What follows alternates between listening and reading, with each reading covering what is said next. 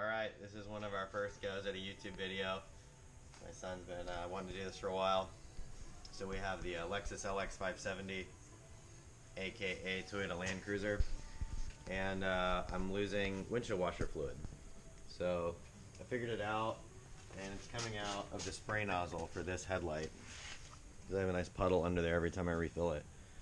So even if I don't use that sprayer, I lose all my windshield washer fluid. So here it is, winter in Alaska, and I sort of need windshield washer fluid. So I keep all the engine compartment covers off of this thing. The first time I did anything to it, I took them off and left them off.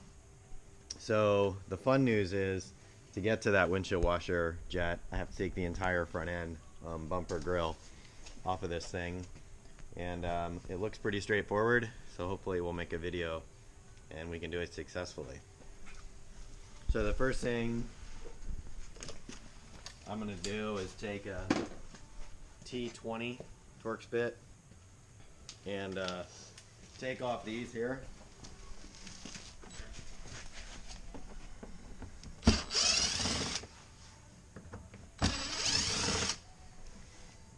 From both sides.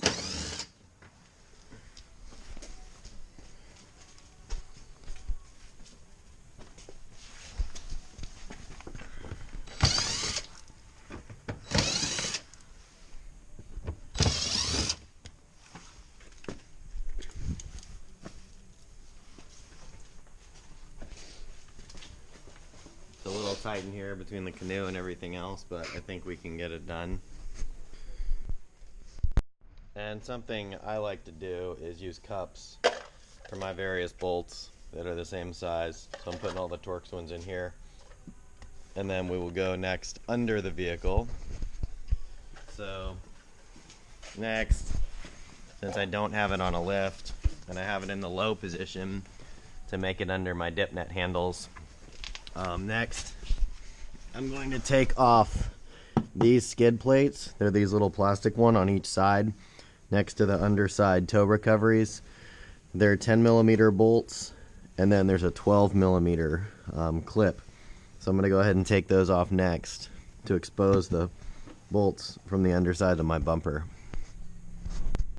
Alright, we got the two skid plate little from in front of the wheels taken off on both sides. So now, this is the first time I've done this. I'm going to do the top bolts here that hold the grill on, and then these clips that you need a flathead. So these are also 10mm bolts. There's only one here.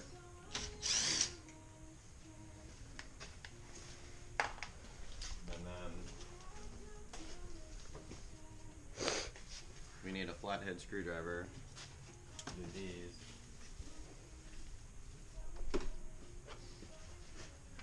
To these.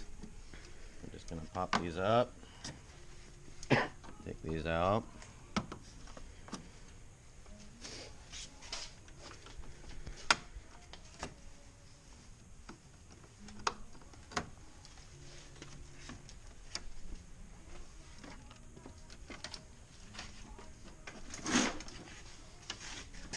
So now the grill is pretty loose there. I think now there's just clips around these headlights that I just have to sort of pull the whole thing out. But there's bolts along the bottom side of the grill, right under here. Right here, there's a few of those. I'm gonna actually go ahead and take those out before we move on to the next step of popping this out. All right, we have all the bolts off underneath. So now we're gonna look down in here, and there's these clips right here that hold the grill to the subframe. So these are the same kind that were on the top. We just use a screwdriver to pop these things out.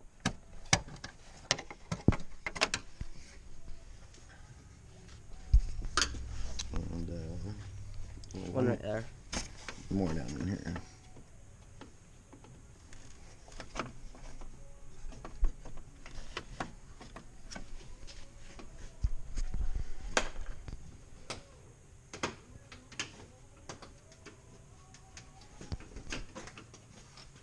Right.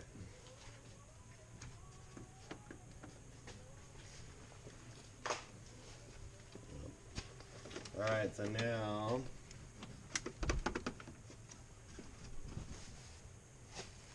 I'm going to put some tape on my headlights because I'm going to have to pry against my headlights to get these clips out. Alright, now the next part, went ahead and did the other side, was a little scary. But, so I just took a flat blade screwdriver and then pried on the underside here to get off of that. And then pried these off. There's another one underneath here. Here, hold the camera. And then it's sort of just all popped out. So there we go. So now it actually looks like I'm not gonna have to take this whole thing apart, because now I can get to the windshield washer, the headlight washer, which is right here. But it looks like now if I wanted to, all I would have to do is unpop those same clips on the bottom, and it would go all right back together. So pretty easy. That was about first time we'd ever done it. That was about 30 minutes to get all this out. And I will video it again when we put it back together. Alright, so we ran the air compressor. I blew a bunch of crud out of here, so I'm hoping that that fixed it. And then there's also a crack, so I epoxied around it, because this part's $400, and my dealer can't get it for a few days, and we're in Alaska, so we don't have a whole lot of options. So since I can't leave my truck completely apart like this for a while, I think what I'm going to do is, I found one at a salvage yard for $50. I'm going to go ahead and order it, and then I'm going to stick this one back in. So we will follow the process to put it in, to take it out and just put it back in. So this is actually bolts under here, and it's held on with one bolt. And the little body panel just sort of snaps in there to match the color. I'm gonna we went ahead and drained all the fluid out from this line. I'm going to connect it back up and see if it leaks before I put everything back together, and hopefully we fixed it and we don't have to worry about it. So now I glued the piece back that hopefully it holds and it doesn't leak. I went ahead and ordered another one, like I said. So now we're just going to put this thing all back together, starting with the bolt.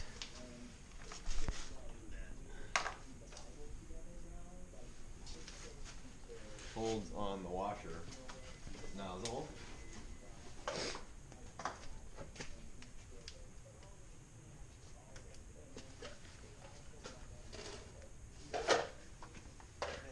I know I put it somewhere smart.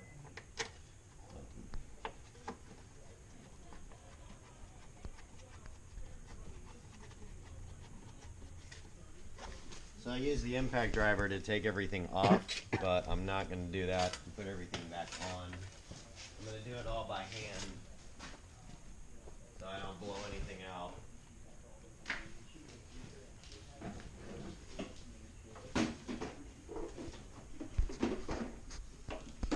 So I'm going to put everything back on by hand.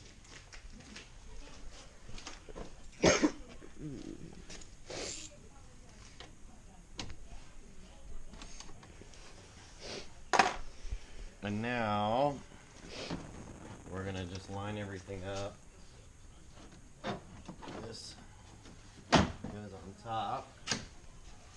And then starting from right in here,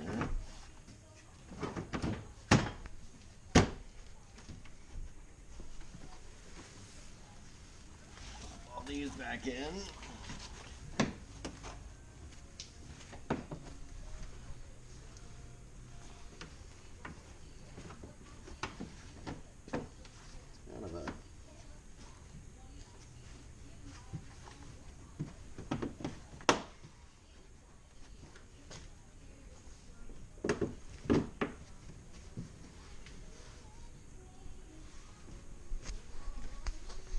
Same thing over here on the other side.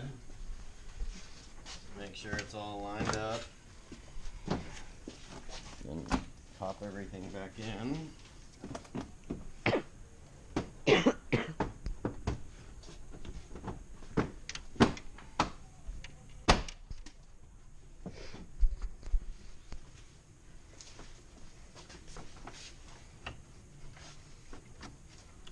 And then underneath there's some of these same clips under here.